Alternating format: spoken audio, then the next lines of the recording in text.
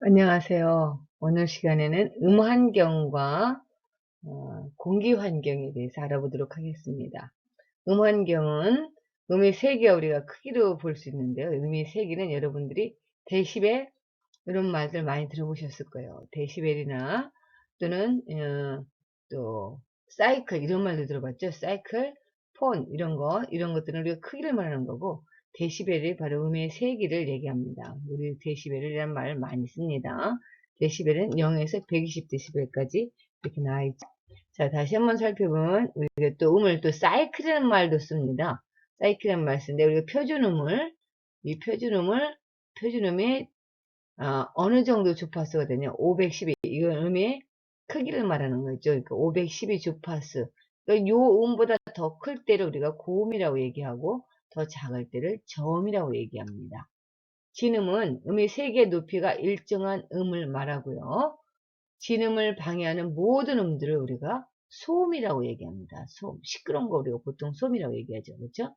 음의 빠르기는 음속으로 나타납니다. 이것은 15도씨에서 340m/s가 가는데 1도씨 상승할 때마다 0.m/s 증가한다고 얘기하고 있습니다. 음의 세기는 우리가 데시벨, 우리 세기 얘기할 때는 우리가 데시벨이라는 말을 쓴다고 그랬죠. 데시벨. 0에서 120 데시벨까지 우리가 얘기하는데, 어, 이, 보통 우리가 말하는 것이 한 60 데시벨 정도 된다고 얘기합니다. 작은 소리, 큰 소리 얘기하면 우리가 너무 크다 그러죠. 데시벨이 너무 높아. 이런 말 쓰죠.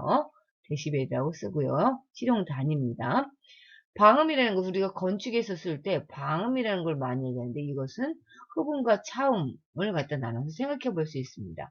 방음은 소음을 방지하기 위해서 방음했는데, 흡음은 음을 흡수하는 거고, 차음은 음을 차단시키는 겁니다. 그럼 흡음재는 어떻게 생겨 될까요?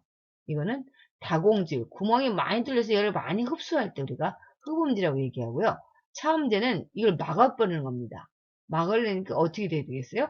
재료가 단단해야 되겠죠. 그래서 단단한 재료들이 이렇게 차음성이 높다. 이렇게 얘기를 합니다. 잔향. 이 음환기에서 가장 중요한 말이 바로 이 잔향이라는 말입니다. 잔향이라는 것은 이렇게 음파가 이렇게 소리가 났을 때, 하면 이렇게 여운이 남는 거 있죠? 이런 현상을 잔향이라고 얘기합니다. 잔향 시간이라는 것은 음파가 60dB로 감소하는 데 걸리는 시간. 이거를 잔향시간이라고 얘기합니다. 그래서 아주 중요합니다. 잔향시간. 음파가 60dB 감소하는 시간을 잔향시간이라고 얘기하고요.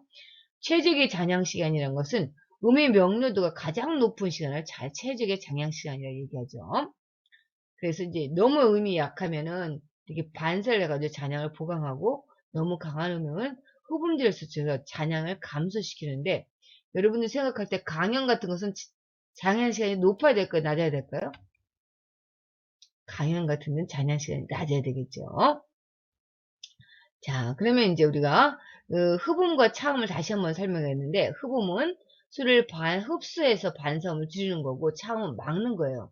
그럼 여러분 지금 여기 유리, 코르크, 벽돌, 중공, 벽돌, 철판 중에서 어떤 게 가장 술을 잘 막을까요? 단단해야 되겠죠? 그렇죠? 어떤 게 됩니까? 지금 여기 47.6 나온 거 뭐예요? 이게 벽돌이 가장 차음이 잘 된다고 했죠. 그리고 콘크리트 벽 같은 게 차음이 잘 되겠죠. 자, 우리가 흡음을 하기 위해서 우리가 흡음 정도를 조절하기 위해서 벽 구조를 갖다 반사 구조를 하기도 하고, 흡음 구조를 이렇게 만들기도 합니다. 이 흡음 구조에 설치한 거죠. 공동주택에서 소음은 원인이 세대 간 소음, 층간 소음, 설비 소음 이런 걸로 나눌 수가 있습니다. 소음은 화장실 소음, 이렇게 물 내리는 데 소음이 나올 수가 있죠. 잔향 시간은 음원준 죄송합니다. 음원이 중지하는 최초값보다 몇 데시벨? 60 데시벨 감소하는 데 걸리는 시간을 잔향 시간이라고 얘기합니다. 이 잔향 시간은 실의 용적이 클수록 길고요. 실의 형태하고는 별 상관이 없습니다. 흡음 정도에 따라 클수록 많이 흡음이 되면 어떻게 됐어요? 잔향이 안 남겠죠? 그래서 잔향 시간이 짧다고 합니다. 소리 주파수는 클수록 깁니다.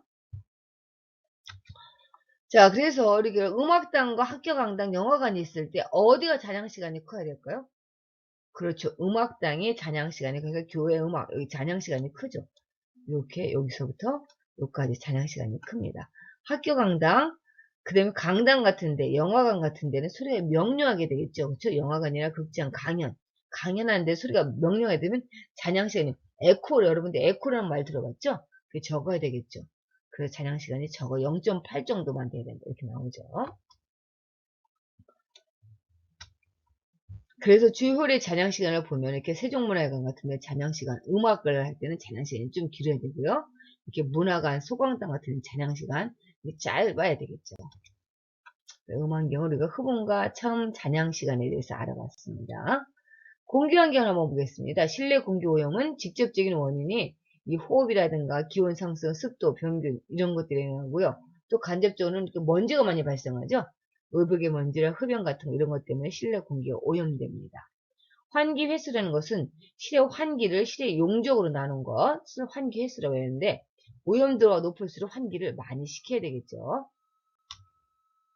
환기를 보면은 이렇게 요쪽에 양 끝에서만 있으면 어떻게 돼요? 이쪽으로만 나가니까 이쪽 부분이 정체가 돼서 안 좋겠죠. 이렇게 돼서 양 구석에 정체가 되기도 합니다. 그래서 어떻게 뚫어주냐에 따라서 이게 환기를 갖다 중요한 영향을 미칩니다. 환기, 이렇게 자연환기와 기계환기로 나눌 수 있는데요.